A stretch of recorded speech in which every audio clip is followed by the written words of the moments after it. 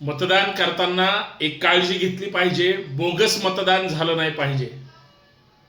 बऱ्याच मतदारांचं मतदान तो व्यक्ती जायच्या अगोदर भलताच मतदान करून टाकतो. काही राजकीय पक्षाचे डोमकावळे कार्यकर्ते हे अंदाज घेऊन बरोबर बोगस मतदान करतात. विधानसभेला माझा अनुभव आहे. मी मतदानाला जायच्या अगोदर भलत्याच व्यक्तीनं माझं मतदान केलेलं होतं.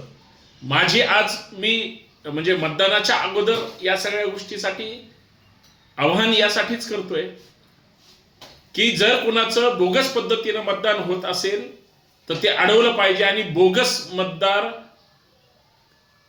हा खरं तर लोकशाहीसाठी फार घातक आहे आणि त्याच्यावर कायदेशीर कारवाई झाली पाहिजे.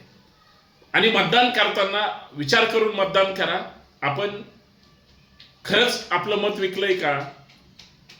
आपण कुणाचं तरी ऐकून मतदान करतोय का?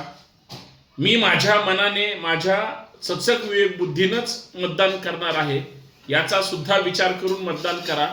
पण बोगस चुकीच्या पद्धतीनं किंवा मताचा पवित्र अधिकार हा जर वेगळ्या वेगळ्या पद्धतीनं जर तिथं आजमावला जात असेल, चुकीच्या पद्धतीने काही गोष्टी घडत असतील तर जागरूक नागरिक म्हणून त्याच्यावर आक्षेप घ्यायला हरकत नाही. पण 100% सर्वांनी मतदान करा एवढीच माफक अपेक्षा. जय शिवराय.